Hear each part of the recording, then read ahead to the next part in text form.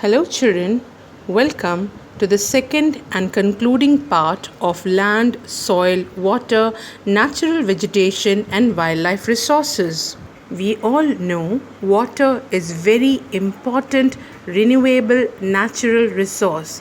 Three-fourths of the earth's surface is covered with water, and therefore it is called as water planet. It was in the primitive oceans that life began almost 3.5 billion years ago. Even today, the oceans cover two-thirds of the Earth's surface and support a rich variety of plant and animal life. But the ocean water is very saline, that is salty, hence it is not fit for human consumption. Fresh water accounts 2.7%. Nearly 70% of all the fresh water is frozen in the form of ice sheets and glaciers in Antarctica, Greenland, and mountain regions. Due to their location, they are inaccessible or not reachable. Only 1% of fresh water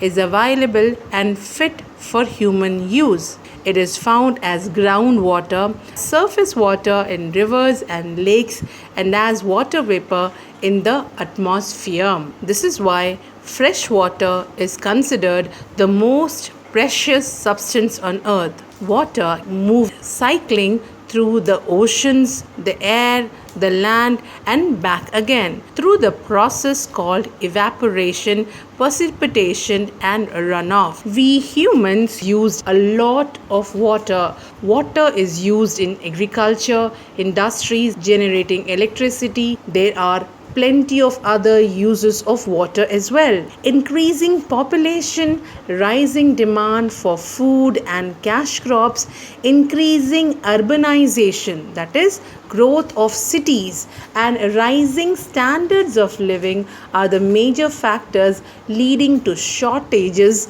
in supply of fresh water.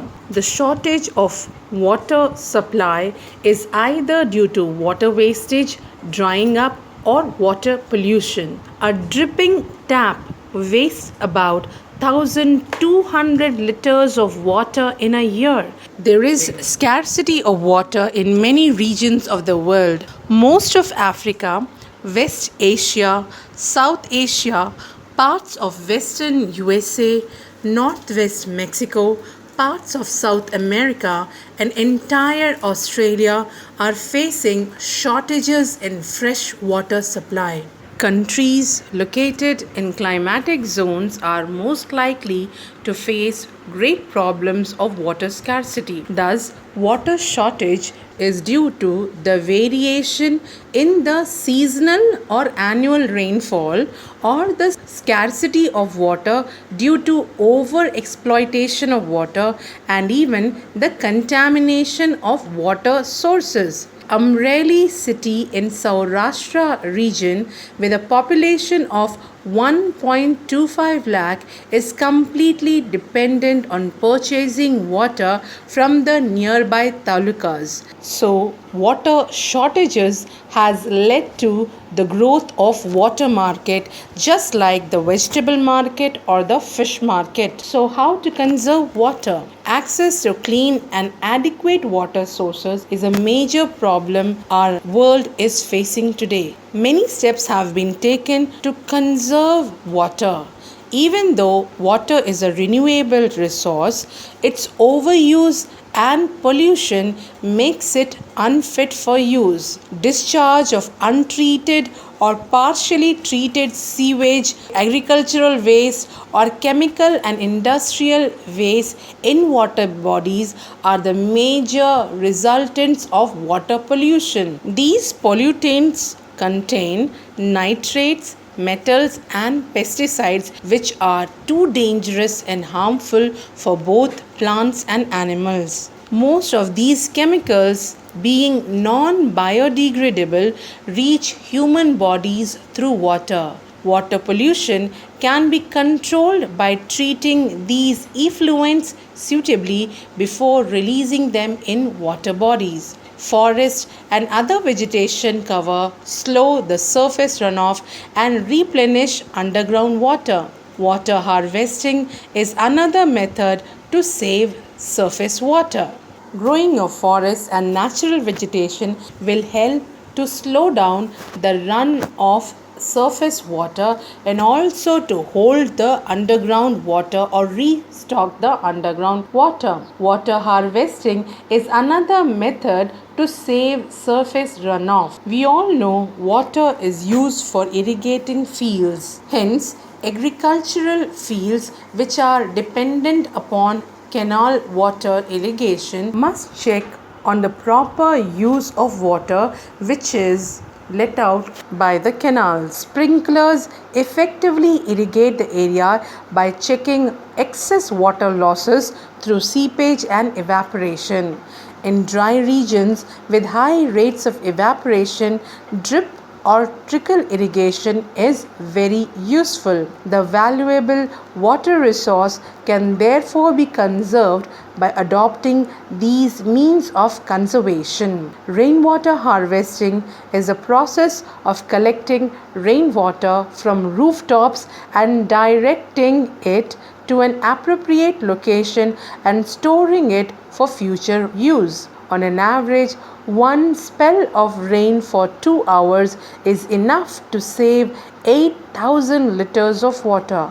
Our next topic is natural vegetation and wildlife. Natural vegetation and wildlife exist only in the narrow zone of contact between the lithosphere, hydrosphere, and atmosphere. We all know lithosphere is the surface of the earth, hydrosphere is all the water bodies, atmosphere is the air around us. The narrow zone when all these three elements, that is the lithosphere, hydrosphere and atmosphere combine, is the zone where biosphere develops. In the biosphere, living beings are interrelated and interdependent on each other for survival. This life supporting system is known as the ecosystem. For example, we depend upon plants and animals to satisfy our hunger. Similarly, plants and animals also depend upon us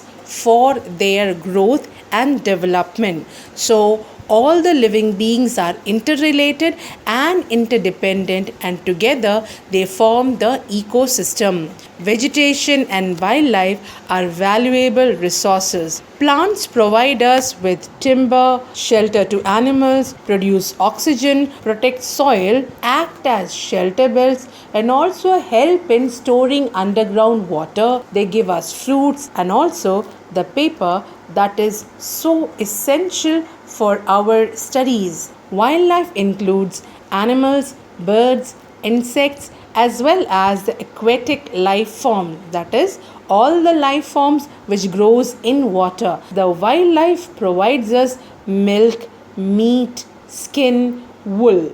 Insects like bees provide us honey, help in pollination of flowers, and have an important role to play as decomposers in the ecosystem.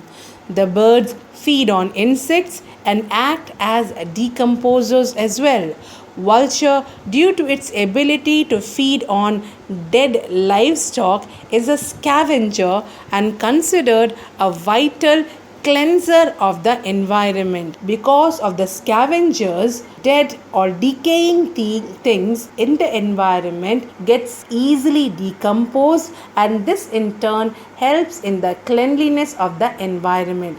So animals, big or small, all are integral to maintaining balance in the ecosystem. Did you know vultures in the Indian subcontinent were dying of kidney failure shortly after scavenging or eating livestock treated with diclofenac, a painkiller that is similar to aspirin and ibuprofen. Efforts are on to ban the drug for livestock use and breed vultures in captivity. Our next topic is distribution of natural vegetation. The growth of vegetation depends mainly on temperature and moisture. The major vegetation types of the world are grouped as forests, grasslands, scrubs, and tundra. In areas of heavy rainfall, huge trees may grow. The forests are thus associated with areas having abundance of water supply. As the amount of moisture decreases, the size of trees and their thickness also reduces. In the regions of moderate rainfall, short and stunted trees and grasses grow, forming the grasslands of the world. In dry areas of low rainfall, thorny shrubs and scrubs grow. In such areas, plants have deep roots and leaves have thorny and waxy surfaces to reduce the loss of moisture by transpiration. The tundra region of cold polar regions comprises of mosses and lichens. Forests are broadly classified as evergreen and deciduous depending on when they shed their leaves. Evergreen forests do not shed their leaves all at the same time in any of the season of the year. However, deciduous forests shed all their leaves in a particular season to conserve loss of moisture through transpiration. These forests are further classified as tropical or temperate based on their location in different latitudes. With the increase in the population, there are large number of forests which are cleared to grow crops. Forest cover all around the world is vanishing at a very high speed. So, there is an urgent need to conserve this valuable resource. Hence, conservation of natural vegetation and life is one of the most important tasks for human. Forests are our wealth. Plants give shelter to the animals and together they maintain the ecosystem. Changes of climate and human interferences can cause the loss of natural habitats for the plants and animals. Many species have become vulnerable or endangered, and some are on the verge of extinction, that is, completely wiped out from the surface of the earth. Forests are getting destroyed by the following reason. Number 1, deforestation. Number 2, soil erosion. Number 3, constructional activities. Number 4, forest fires.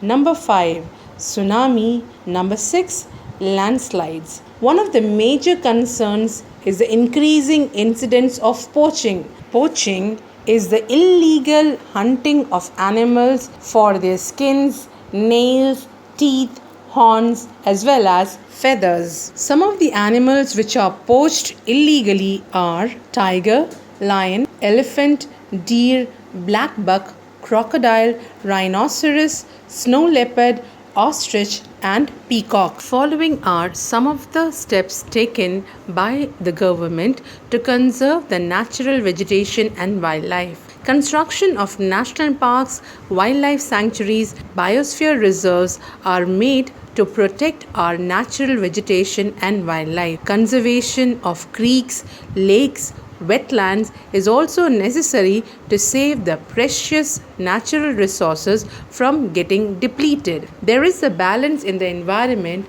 if the relative number of species is not disturbed. If we do not go on killing animals and birds for our selfish needs, then there is a balance which is being maintained by all the living beings together. Human activities in several parts of the world have disturbed the natural habitats of many species. Due to indiscriminate killings, several birds and animals have either become extinct or are on the verge of extinction. Awareness programs like social forestry, Vana Mahotsava should be encouraged at the regional and community level. Many countries, include our country, has passed laws declaring that the trades as well as killings of birds and animals are illegal. In India, killing of lions, tigers, deers, great Indian bustards, and peacocks have been banned. An international convention, CITES, has been established that lists several species of animals and birds in which trade is banned. Conservation of plants and animals is the duty of every citizen of this world. CITE is the Convention on International Trade in Endangered Species of Wild Fauna and Flora. It is an international agreement between governments and it aims to ensure that international trade in specimens of wild animals and plants does not threaten their survival. Roughly 5,000 species of animals and 28,000 of plants are protected. Bears, dolphins, cacti, corals, orchids, and aloes are some special examples. Children, with this, I conclude part 2 of the lesson Land, Soil, Water, Natural Vegetation, and Wildlife Resources.